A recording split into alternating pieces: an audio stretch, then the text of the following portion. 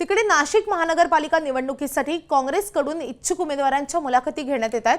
31 प्रभागातील सर्व 122 जागांसाठी काँग्रेसकडून उमेदवारांची चाचपणी सुरू आहे। इच्छुक उमेदवारांची निवडून येण्याची क्षमता बघून उमेदवारी देण्यात येणार आहे। वेळप्रसंगी स्वतंत्र लढण्याची देखील काँग्रेसची तयारी सुरू असल्याचं काँग्रेसच्या राहुल दिवे यांनी सांगितलं।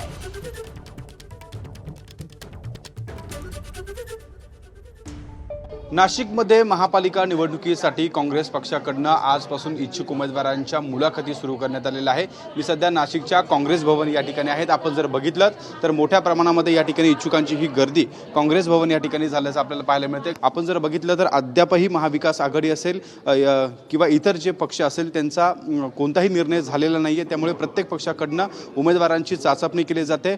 प्रत्येक पक्षाकडून इच्छुक उमेदवारांच्या मुलाखती घेतल्या जात आहेत। आता आजपासून मुलाखतींना सुरुवात झालेली आहे।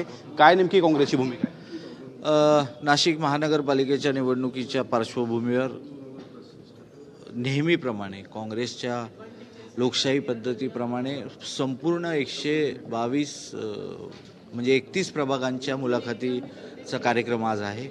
ज्या ज्या लोकांनी काँग्रेस पक्षाकडे अर्ज केलेले आहेत त्या तसे प्रत्येकाचा इथे मुलाखत होते।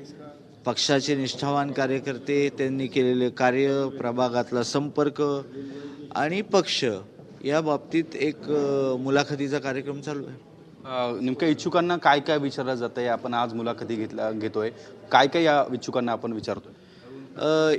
खरं तर इच्छुकांना त्यांच्या प्रभागातला त्यांचा संपर्क असेल, इलेक्शन मॅनेजमेंट असेल, इलेक्ट्रोल मेरिट चेक केलं जातं आहे, बूथ यंत्रणा असेल, म्हणजे अगदी मायक्रो लेवलवर निवडणूक लढत असताना जिंकण्याकरता काय काय करावं लागेल याबाबत प्रश्न विचारले जातात आणि अतिशय चांगला प्रतिसाद आज काँग्रेस पक्षाच्या उमेदवारांचा आहे।